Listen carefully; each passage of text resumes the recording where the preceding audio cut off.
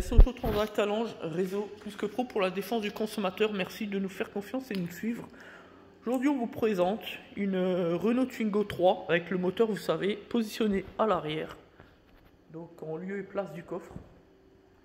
Et devant, vous avez un certain nombre d'éléments à l'emplacement normalement du moteur. Sur les véhicules plus traditionnels, vous avez les éléments de base, style le liquide de frein, liquide de refroidissement, etc. Voilà, on a plusieurs éléments comme ça. Alors une fois qu'on a intervenu sur les freins comme on vient de le faire, disque et plaquettes, une fois qu'on a appuyé sur la pédale pour repositionner les pistons en contact des plaquettes de frein, que tout est bon, avant de prendre la route pour l'essai, qui est très important, eh bien on contrôle tout de même le niveau de liquide de frein. Pour cela, il faut tout naturellement ouvrir le capot. Donc on va vous montrer sur une Renault Twingo 3 comment que ça fonctionne. Voilà, comment que ça marche. Il n'y a rien d'extraordinaire, mais c'est des petites choses à savoir. Donc ici vous avez les caches au niveau de la calandre. Ici vous avez la calandre. Voilà, ici vous avez le cache de droit, vous avez la même chose à gauche. Il suffit juste de déclipser, voyez. Et là vous avez une petite serrure dans laquelle on va mettre la clé. Tac. Et un quart à droite. Voilà, ce qui va permettre de libérer ici. Regardez, si on remet en normal, là il est coincé et bloqué. Voilà. Par contre, on va ouvrir et là, on va pouvoir ouvrir, voyez. Voilà. La même chose de l'autre côté. Donc vous avez un petit cache, voilà. Mettez le doigt, tac. Pour libérer le côté, donc côté, on va dire côté passager du capot.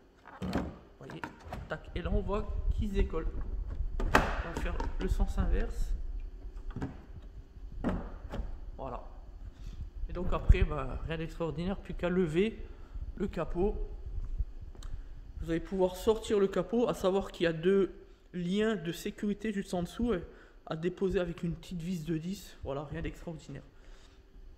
Donc, est-ce qu'on peut montrer? Parce que nous, on a déjà fait l'opération tout à l'heure. C'est là, c'est juste vraiment pour montrer. Voilà. Tac.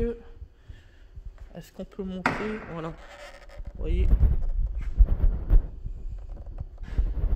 Divers éléments, comment que c'est fait. Voilà, c'est plutôt bien fait d'ailleurs. Une fois que Renault fait les choses bien. Voilà. Donc maintenant, on va repositionner doucement sans faire de boulettes au niveau de la carrosserie. Voilà, on le repositionne tout simplement dans l'écran. Et ici, on referme comme cela de chaque côté. Tac. Encore ici. Voyez, tac. Voilà. Donc là, il est bien positionné. Tout est bon. Et une fois que tout est positionné, on referme avec le verrou pour éviter potentiellement des vols. Tac. Donc là maintenant, on ne peut plus enlever le capot, on ne peut plus le sortir, c'est bloqué. Et on repositionne tout simplement les caches. Voilà. Comme on peut le constater, effectivement, il n'y a rien d'extraordinaire. Il faut juste savoir ces points de détail. Il faut juste les connaître. Voilà. Donc, la conclusion de tout ça, c'est que c'est plug and play. Voilà, c'est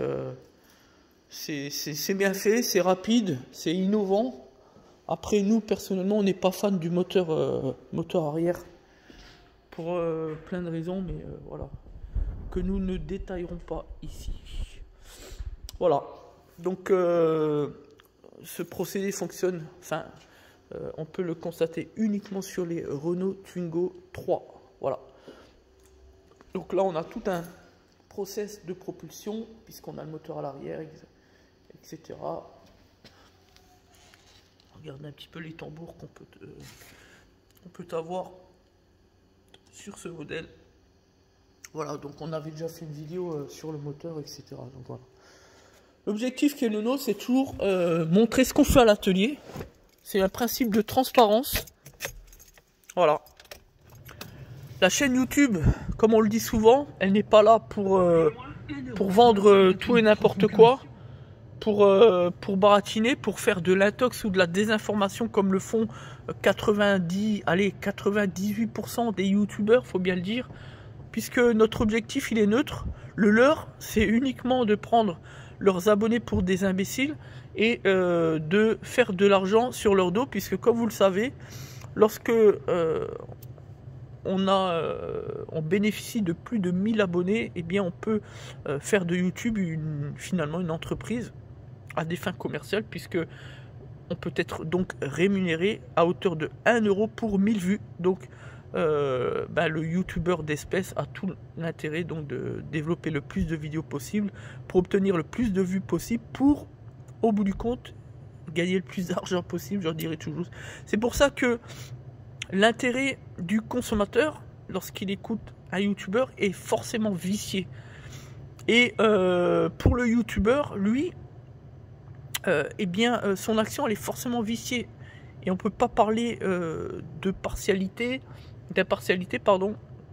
le concernant. On peut pas évoquer quelque chose de cohérent. Donc, on n'est pas dans l'information, mais plutôt dans la désinformation et dans l'intox.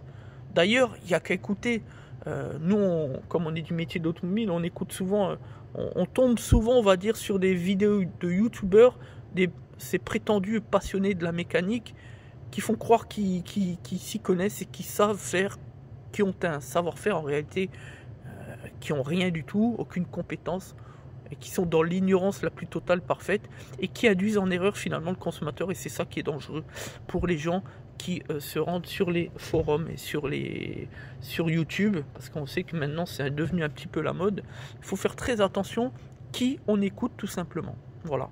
Préférez plutôt appeler un professionnel de l'automobile comme nous, comme tant d'autres, hein, on n'est pas les seuls, mais au moins quelqu'un de formé, de qualifié, et puis de diplômé, quelqu'un de compétent, tout simplement. Merci à tous, c'était DS Auto Transact Talange, réseau plus que pro, c'est le réseau des meilleures entreprises de France, triées et sélectionnées sur le volet. Voilà, merci à tous, au revoir.